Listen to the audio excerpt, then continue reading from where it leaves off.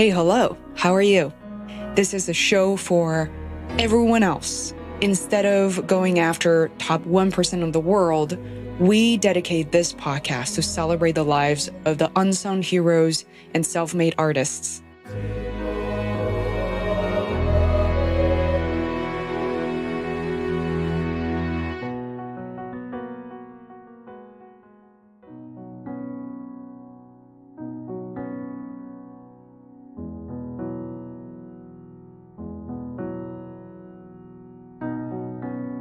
Since I became a nurse, a couple years into it, I guess, I wake up every day so much more thankful for what I have and living life to the fullest.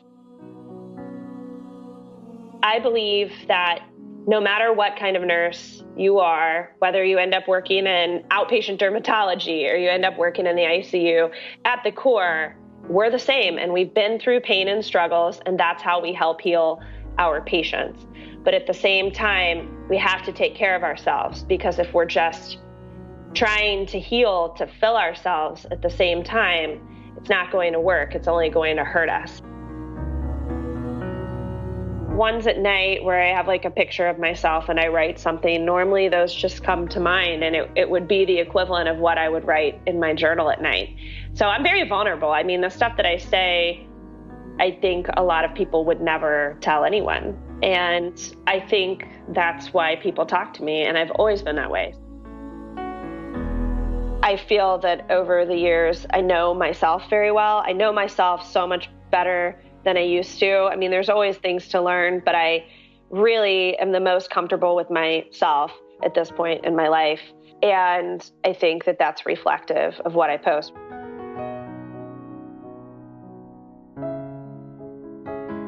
Hey, it's Feisworld. Party time, excellent. I literally just watched the entire Wayne's World Part 1 very recently after running the Feisworld podcast for nearly 4 years. I had no clue why people were walking around the office telling me Feisworld with that tone. Anyway, so I did it. This week, I have a very special guest. I'm so excited to introduce Danielle LeVeck to all of you. And you'll be surprised to find out that Danielle is actually a nurse. She may be the first nurse we interviewed on the podcast, but along with many other medical professionals that we love having on the show. So a few years ago, Danielle did something rather unexpected. She decided to share her stories about these nurse abnormalities because every day she's in awe of how brilliant, instrumental, and extraordinary nurses are to healthcare. And becoming a nurse, in her opinion, really transformed her life and her outlook. And she hopes to do so and give back through sharing, pictures, her everyday life, with a touch of humor on Instagram and Facebook. Danielle started her career in cardiac critical care. She then transitioned to cardiac surgical critical care, ICU travel nursing, and medical surgical ICU patients. Danielle's story struck me instantly, but after visiting her social media channels, especially Instagram, I knew right away I had to have her on the show. Selfishly, I wanted to know how Danielle curated one of the most engaging social presence I had ever seen. If you're listening to this, head over to Nurse Abnormalities on Instagram and you will know exactly what I'm talking about. It doesn't matter what type of brand you're marketing for, a shoe company or a podcast like mine or your own personal channels. Everybody wants more engagement and comments and exchange with real people. Danielle takes us back to Story 101 and help us excel in our own ability to speak to a community, any community, authentically. Her track is real proof. Between the quirky pictures, celebrity videos, her funny selfies, and laughs with coworkers at the hospitals, no wonder why nurses and non-nurses like myself are simply obsessed with her content. Behind the success of her building a community, Danielle talks about her creative process, which involves getting up very early, going to sleep really late, and in between blogging and writing about her life. Her community needs her, and that's what drives her forward in pursuing this seemingly unnecessary endeavor of writing on Instagram. One of my favorite articles on her blog is called To a New Nurse, You Will Be Okay, which has been shared for more than 22,000 times. Here's a little blurb. You're not a saint. You're not a nun. You're not a sex symbol. You do not work for free. And this may not have been your calling, but there is a reason why you're a nurse, conscious or unconscious. This is a club of mostly wounded healers. It takes someone who has experienced brokenness to know how to heal brokenness. You probably do not come from a seamless background. Maybe your parents are broken, or your relationship is broken, or you have cared for a suffering friend, or been a victim of racism, sexism, or any kind of hate in this world. This is why you know how to interpret, anticipate, and heal pain, because you have experienced it. This is why you know how to love deeper and hope more than the average person. This is why you are so uniquely special, and this is why you will be okay. Please enjoy this show, and remember, sharing is love. Please share this episode with one more person to help us reach more people. We also want to see you again, so please subscribe to Feisworld. I'll see you at the end of the show.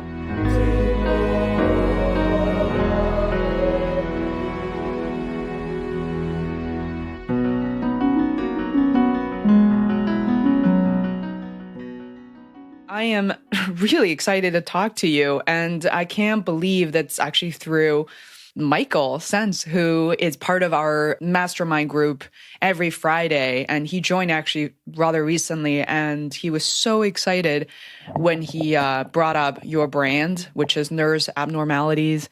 And there were a lot of questions that surfaced immediately without my own experience in medicine. But I have to say that even though I have not yet encountered every kind of doctors out there, but we have I think all of us have encountered nurses at this point. I mean, at much earlier life. So thank you for joining the show. Before I say too much, I'm just really thrilled you're here. You're so sweet. Oh, thank you so much for having me. And I'm so glad that we were able to make the connection, and I'm really excited.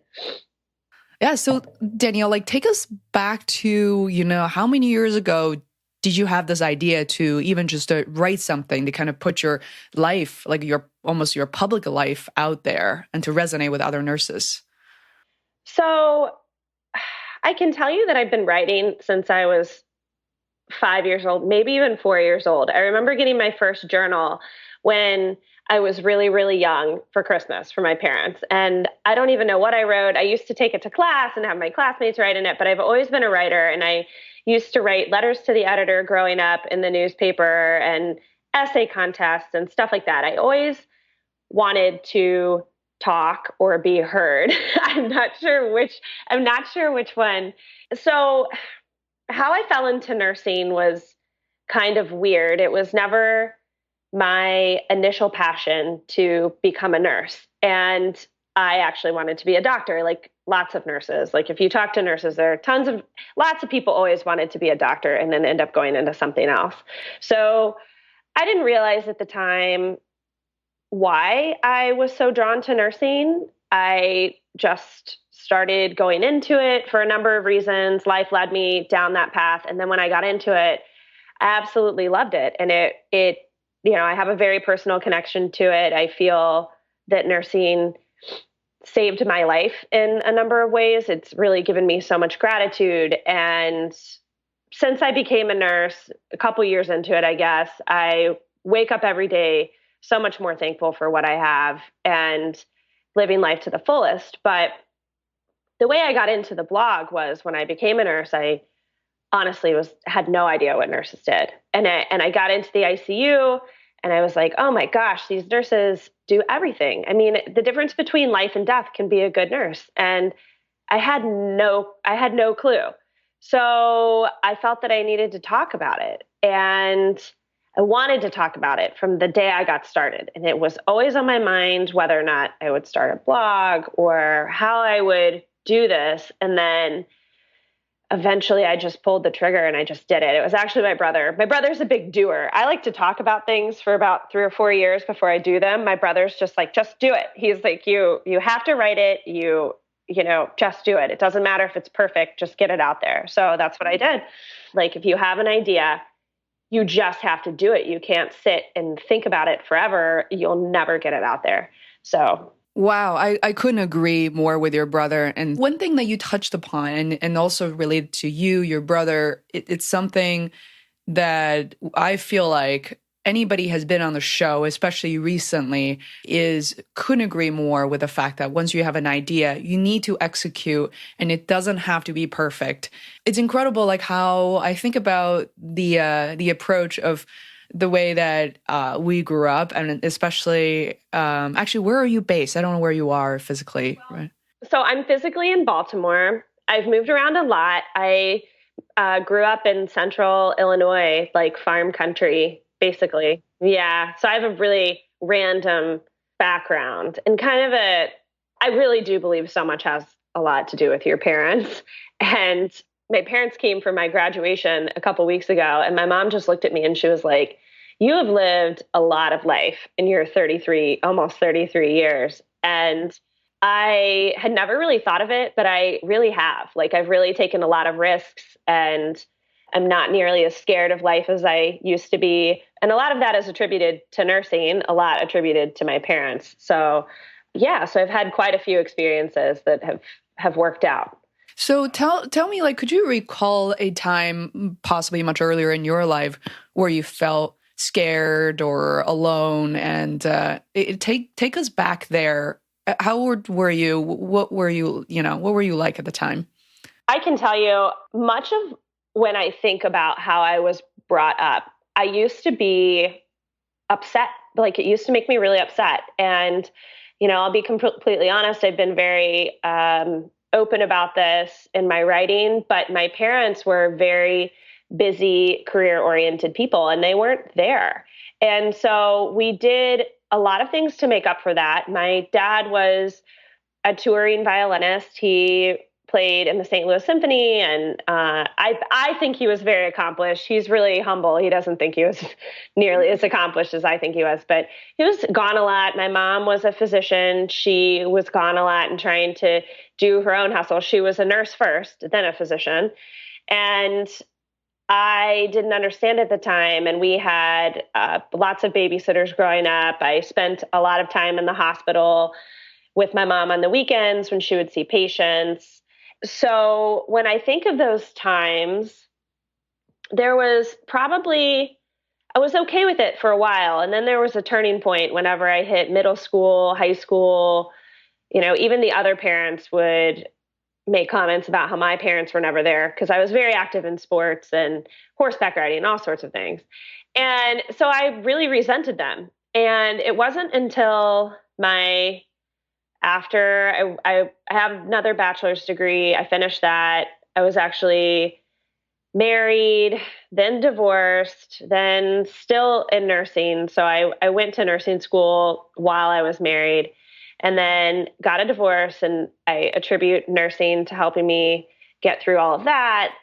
And so it really wasn't until after that, till I got rid of like all of this baggage. I was 28 years old, that I was able to really reconnect with my parents and talk to them about, how they raised us and what their thought process was.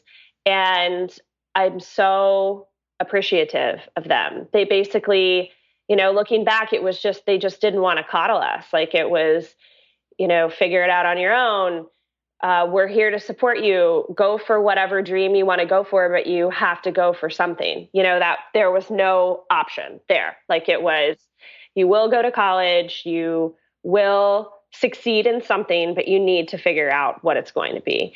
And there was a ton of pressure, but here we are. So it worked. And they just wanted us to figure things out on our own. Like, they loved us deeply, which of course, that's more than a lot of people can ask for these days. And my brother and I, we were just really independent. We had also, along with the Midwest upbringing, we had jobs when we were 15. We were doing like chores around the house beginning at a very young age. I mean, like mowing the lawn, detasseling corn, which is a big Midwest thing, all of this stuff. So it was kind of strict in a way, but then a loose household in another way, like with the pick a dream and go for it. I mean, I don't know many parents that would say that, especially with my brother. I mean, he lives in Hollywood and, has been chasing this career for a really long time. And my parents were like, do it. We will help you get there.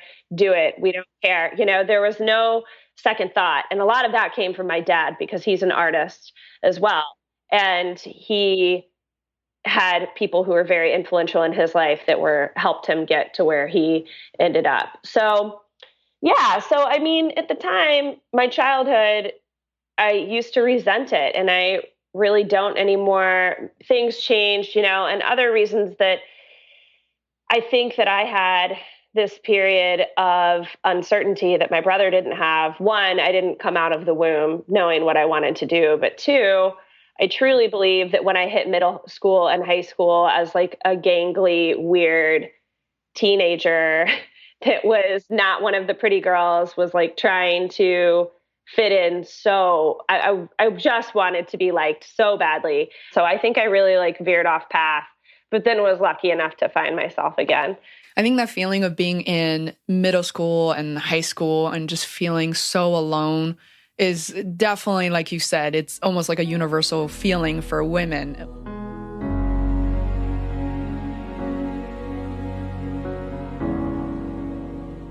Hi there, this is Fei Wu, and you're listening to the Feisworld podcast.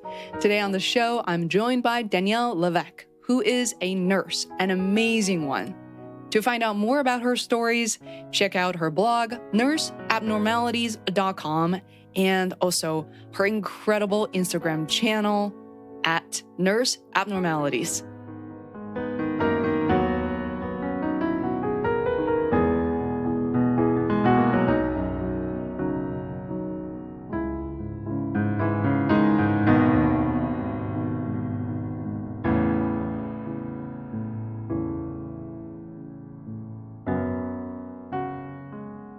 So there's one article, for example, that you wrote. I felt like that was kind of that pivotal moment, which is one of the most popular articles on your site called "To a New Nurse, You Will Be Okay." Yeah. So, I mean, that one had, well over 20,000 shares. And we're not focusing on numbers for this podcast, but how did it feel? Like, what triggered you to write that?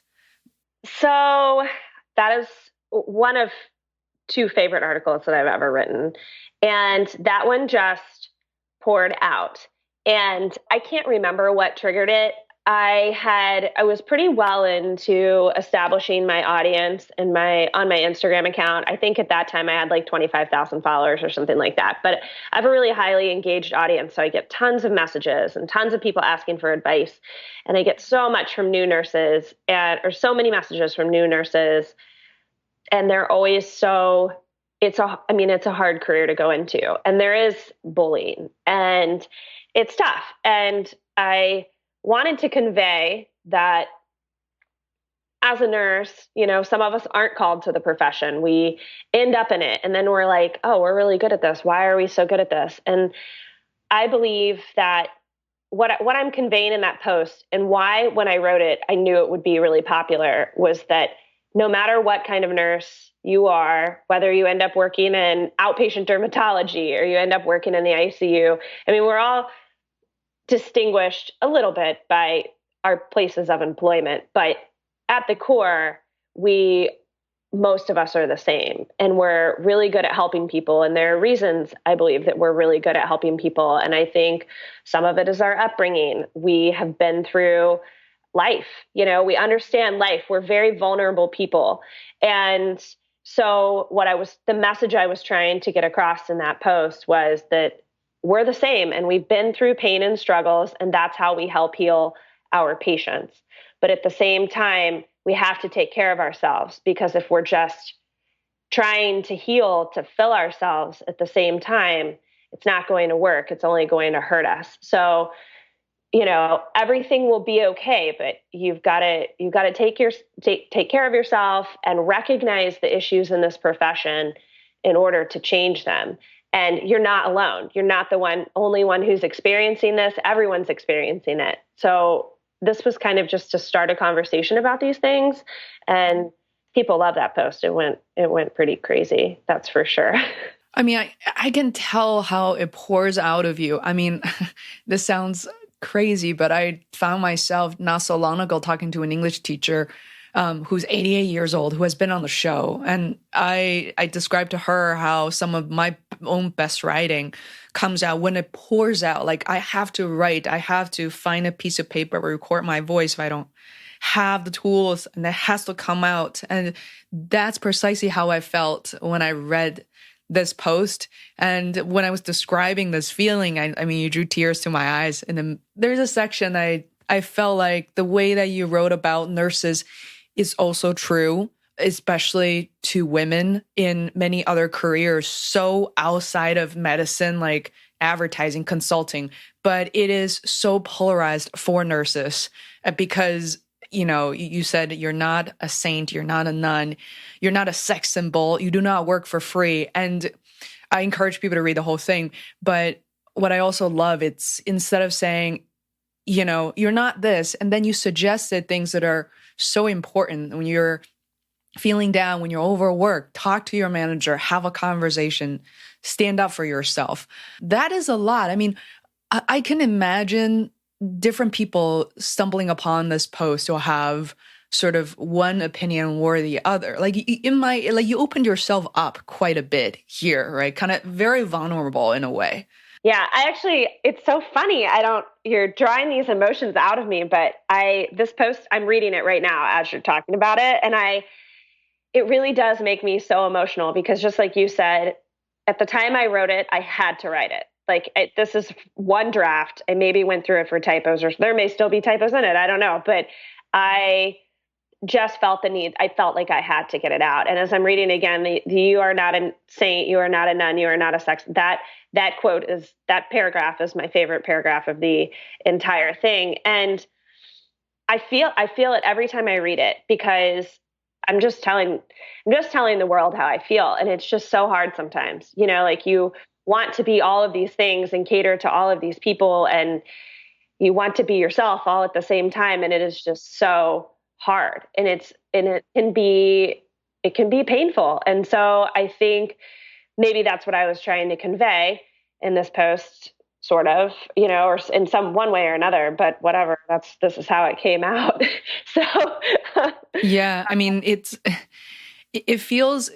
touches me in a very deep way. I'm turning 35 next month. And when I was 26, I lost my dad after 2 years of a really difficult, felt like really long time of a struggle with cancer. And it was just esophageal cancer. My mom and I only stayed at the hospital for about 6 months with a leave of absence. And my mom basically sacrificed her own health for 2 years with some help on and off. But nurses played the biggest part in our lives because, as you know, we often, even though we saw a doctor once a day, at the most twice a day, but nurses were always there. I mean, I can't tell you how many times my mom said to me, like mentioning them by names, like knowing their lives because we shared so many conversations, and reminding me of what a difference. I mean, life and death difference they made, not only my dad's life, but also in our lives, if you could understand what I'm saying. Yeah. I to hear that about nurses, I feel the same way. I just, you know, I think everybody who works in healthcare is extremely important, but I happen to be a nurse, and I happen to see what they do all the time. And I believe in it so deeply. I just can't stop talking about it. They are the most exceptional people as a whole that I have ever met. And I just feel the need to, you know, stand up for them, advocate them, inspire them, empower them, all of those things, because they deserve it and they don't realize that they deserve it. So you probably saved a lot of jobs. You probably saved a lot of nurses. Not probably, definitely, because here's the thing, right? Like we all have different skills. Not every nurse necessarily enjoys writing, would prefer or have time to write if they have, you know, many children or other people that have to take care of even after work. Whatever it is, I think, you know, you're a nurse and you love writing. I could tell how much enjoyment you get out of it. So that's why when I approached you for this episode, I mentioned that you created a shared voice. In some ways, I felt that same thing of what I'm trying to do with a podcast, which is unsung heroes and self-made artists, rather than going after the top 1% of the world financially or whatever that indicator may be. I feel like we as a group have so much more to share that's relatable, that actually matters. I personally, I'm sure all the other nurses who are on your email list, who read your blog on a regular basis. I can imagine somebody having a bad day to say, oh, I'm going to nurseabnormalities.com right now. Like that is incredible. They say they do that. I maybe would have quit this thing or not put as much time into it as I do a long time ago if it weren't for all of the nurses email message. And it's not just nurses. I mean, like you said, like there are people who follow me that aren't nurses, but they do it for the reasons that you already stated. But yeah, they keep me going, and they hold me accountable too, keep me to a higher standard as well. It's easy to stoop low. It's easy to, I don't know, have humor that is not necessarily intelligent, or productive, that will get you a lot of followers and a lot of attention. But I really think, I don't know, twice, 3 times, 4 times about that. It doesn't even really come to my mind anymore to post things like that or write things like that. So I have evolved.